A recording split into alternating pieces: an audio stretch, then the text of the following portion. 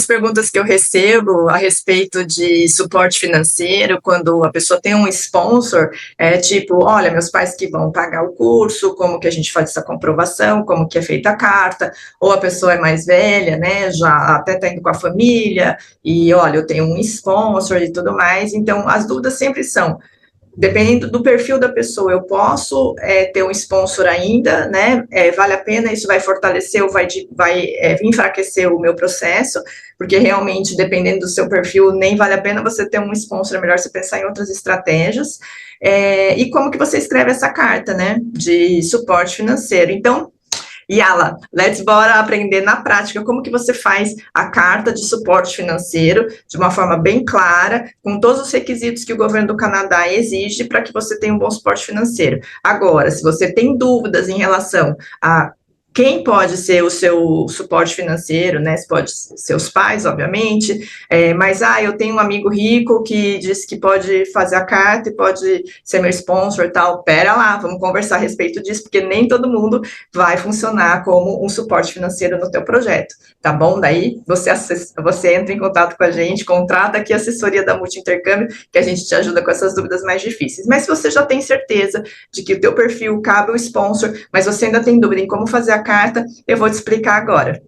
Meu nome é Daniela Leite, eu sou sócia fundadora da Multi Intercâmbio. Fizemos agora 24 anos, no dia 20 de agosto de 24, então se você está vendo esse vídeo, né, vê bem a data, porque o modelo dessa carta pode até ter mudado, ou quem sabe nem tem mais carta para sponsor quando você assistir esse vídeo, mas se você ainda está nesse período que a carta de suporte financeiro para estudantes para o Canadá ainda é exigida e você tem dúvida de como formatar essa carta, eu vou te dar alguns exemplos aqui. Então, vem comigo.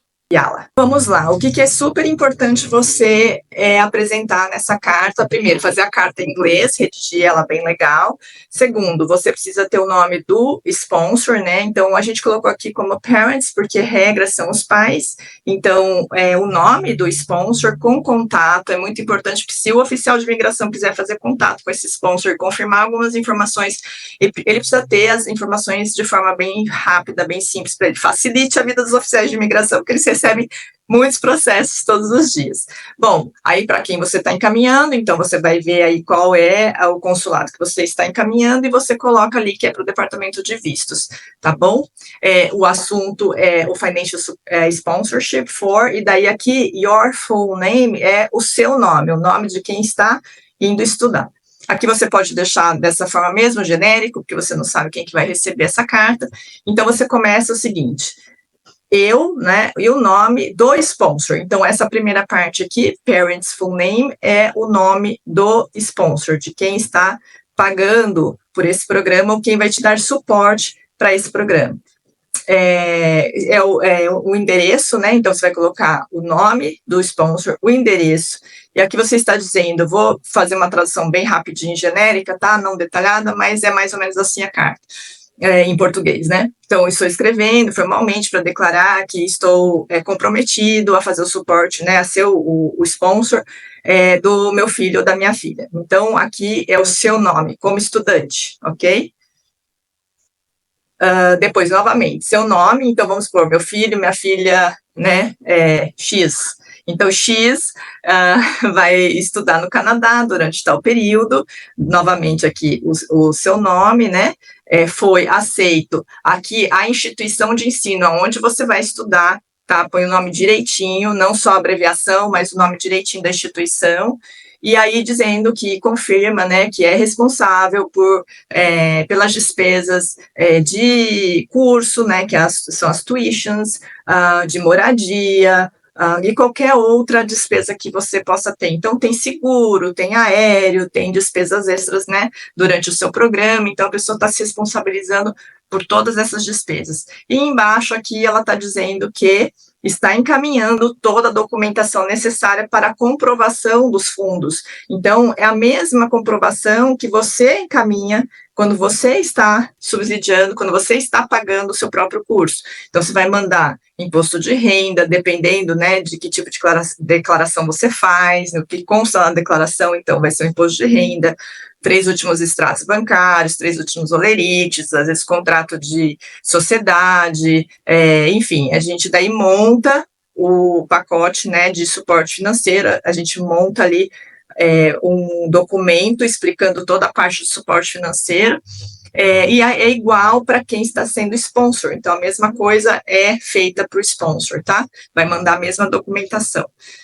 Lógico que eu falo a mesma, mas cada caso a gente escolhe alguns tipos de documentos que são aceitos para comprovação financeira. Nem todo mundo tem, por exemplo, contrato de. Nem todo mundo tem CNPJ, tem uma empresa, e é sócio de uma empresa, vai mandar um contrato social, não vai. Pode mandar os 3 últimos olerites, por exemplo, pode mandar os 3 últimos extratos bancários, por exemplo, pode ter feito a declaração do que tem de renda só no imposto de renda, e aí manda os extratos bancários atuais também. Então, assim, para cada perfil, a gente escolhe documentos apropriados. Não adianta juntar um montão de documentos, bagunçar a cabeça do oficial, que quanto mais confuso ele fica, quanto mais dúvidas ele vai ter, mais complicada é a aprovação do teu processo, tá? Então, novamente, se você tem dúvida em relação a essa parte, entre em contato aqui com a gente, que a gente te apoia em tudo isso, só contratar aqui a assessoria da Multi Intercâmbio.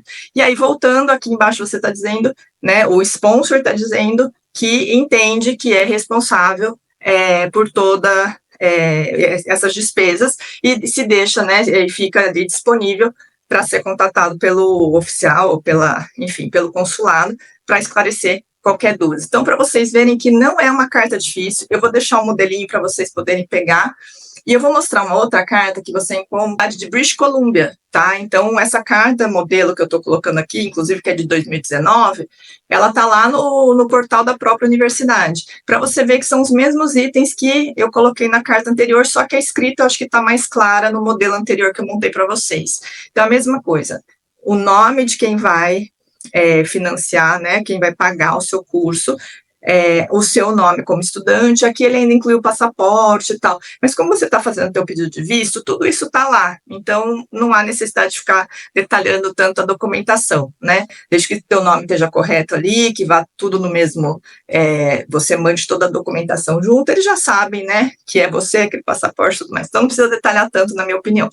Depois o nome do estudante, onde vai estudar, pode colocar o nome do programa também, né, a carta de aceite e tudo mais, então que foi aceito, que tem também agora a provincial letter, né, que já tem aceitação e tudo mais. E aí dizer que vai ser responsável por todas as despesas. Aqui ele ainda coloca ali room and board, que é a moradia, né, alimentação, transportation, health insurance, então alimentação, moradia, transporte, o seguro-saúde, o pagamento das taxas da própria instituição, né? E as despesas extras que sempre tem, material, enfim, algum tipo de emergência, também sempre precisa pensar nisso, mesmo tendo seguro, às vezes você precisa pagar primeiro, né, por exemplo, pagar uma consulta, depois pegar um reembolso, então você precisa ter uma disponibilidade de dinheiro, tá? E aqui a documentação, como eu falei, né, anteriormente, então, extrato bancário, a gente sempre utiliza os 3 últimos, recentes, então, se você ainda está organizando o seu processo, vai demorar um tempinho para encaminhar, deixa o extrato bancário por último, porque precisa ser super recente, imposto de renda, se é contrato social, se é dono de empresa, enfim, daí você vai montar o seu perfil, daí no caso aqui o perfil do sponsor.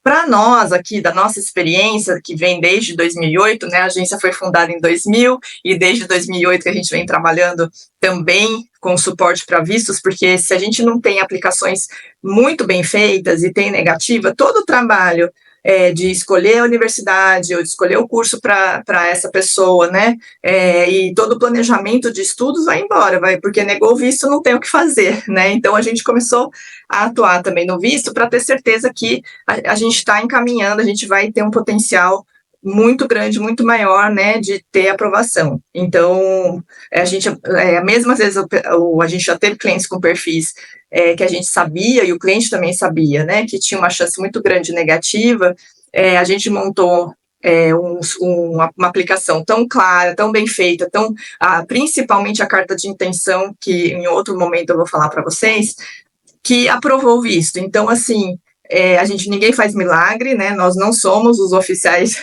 que vai aprovar, a gente não tem nenhum acerto para ter aprovação, mas quanto melhor, quanto mais bem montado, mais organizado, mais claro, você monta, né, o seu processo, e encaminhando documentos que realmente são os documentos necessários, né, para a sua aplicação ser aprovada, aumenta muito as suas chances da aprovação, ou melhor, diminui também as chances de você ter uma negativa por erro bobo. Ou seja, você não teria uma negativa, mas por erro bobo, enfim, acaba atrapalhando você ter uma negativa, tá bom?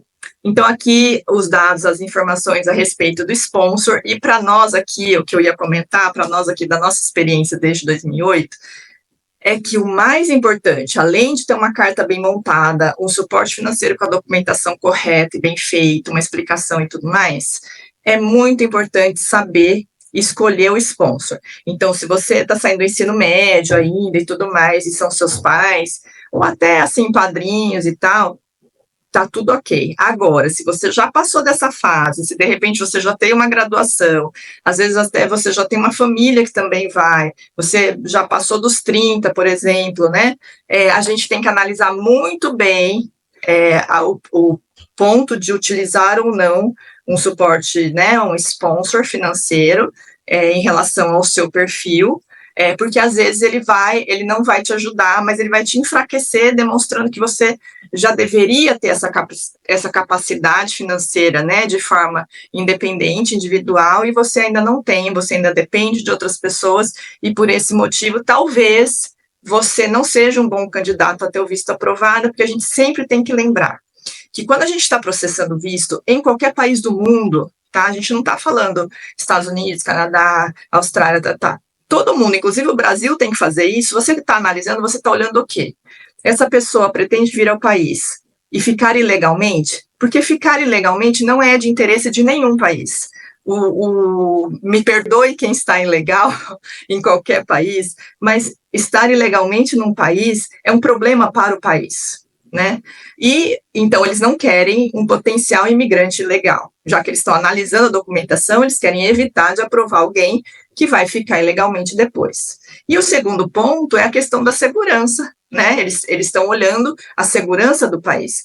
Então, quando a gente fala, às vezes falam assim, eles só olham para quem tem dinheiro. Não, não é bem assim, né? Mas você ter capacidade financeira para fazer o plano que você pretende, né? Então, se você quer estudar um ano, mostrar o potencial de você arcar com esses custos, é de extrema importância, porque ele está vendo que você tem condições de ir, de voltar, e que você não vai permanecer ilegal depois, né? Então, a parte financeira está muito mais ligada a esse item do que qualquer outra coisa.